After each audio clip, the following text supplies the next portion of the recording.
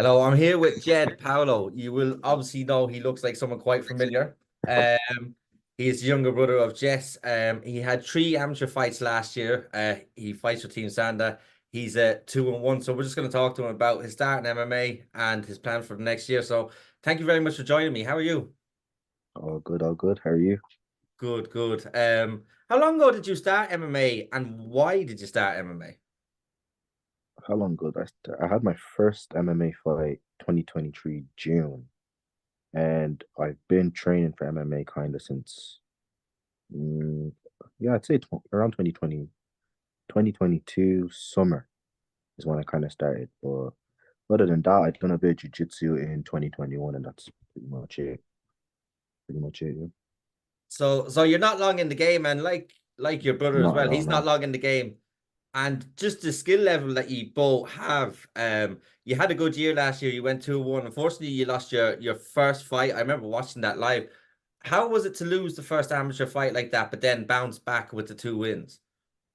I mean, after the fight, I was obviously annoyed that I lost first round submission, all that, and a high level grappler. What's his name? Nathan Chambers. And yeah, just looking back at it, kind of just made me grow in every aspect. Like it didn't do anything to bring me down or anything. I just watched the fight over and over and over, see where I went wrong, see what I could have done to prevent the situation, and yeah, just leveled up ever since then. Yeah, and one of the things you've shown that I've noticed is your striking, your head kicks, especially when you fought at UKFC. Like you head kicked that guy all night, basically.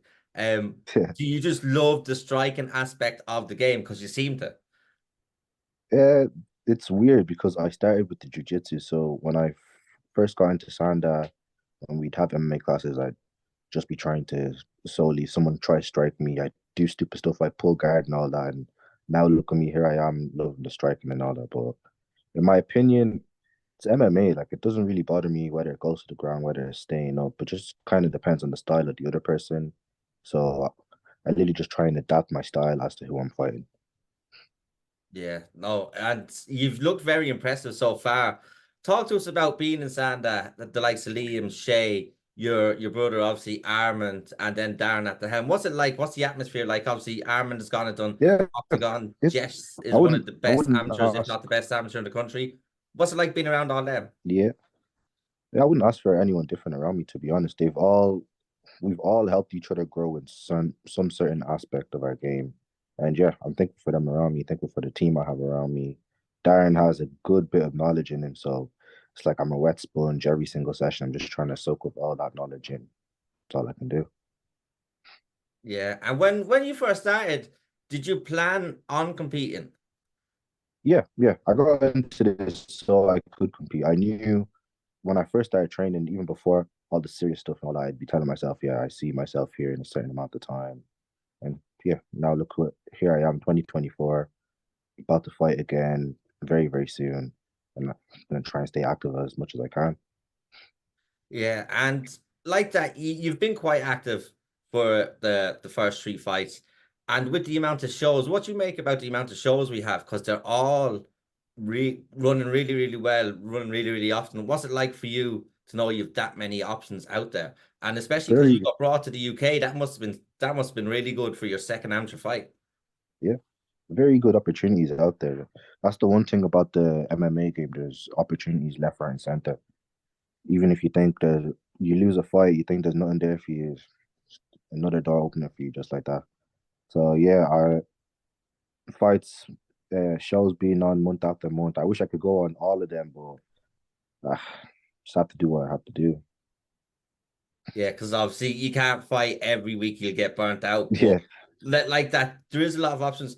Going to the UK though for your second fight, was that kind of cool considering it was only your second amateur fight and being brought over? yeah, yeah. It was a very good experience. It was a really, really good experience, and I'd love to live it over again. I would have went in December. I think it was early December that they had another show on.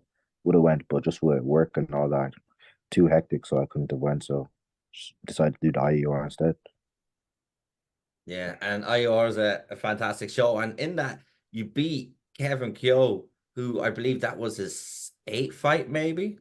and that Yeah, was your third fight. Like, how did you feel fighting someone with that much experience? Because Kevin is very good. He was very good against Tiernan Loughran, who's obviously the champ of Cage Conflict. What was it like fighting someone that much more experienced, but being on the same level and better than them? Because you obviously beat him that night. yeah. To be honest, when it comes to names and all that, I don't never ever ever bothers me. My coach literally just say you're fighting this guy, and I say all right. Like I never said no to any names that they give my way. So I think I was fighting Josh Allen from Samson first, and he had to pull out injured. So my coach literally texted me. I think it was just a week before.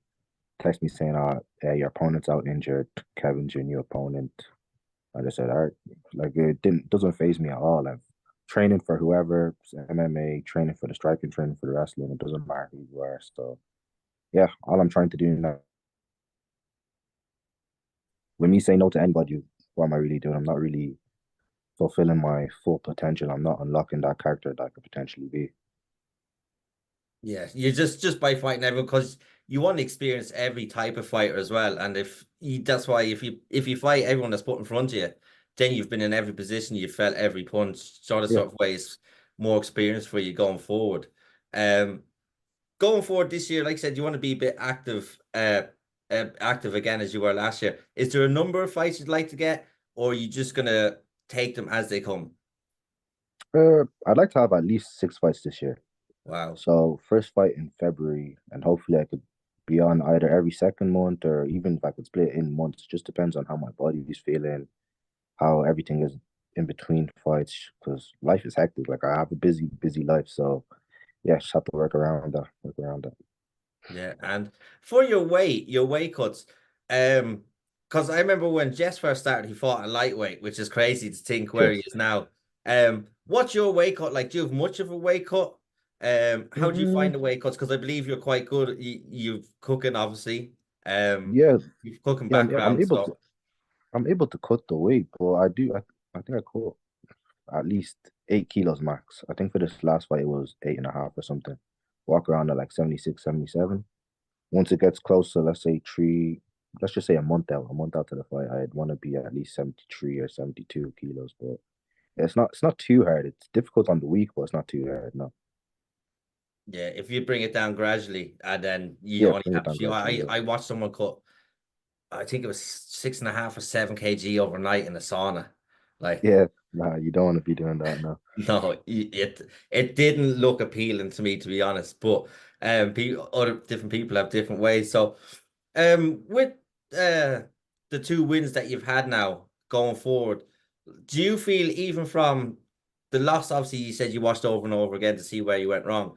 Do you look at your wins as well and trying to improve on stuff like?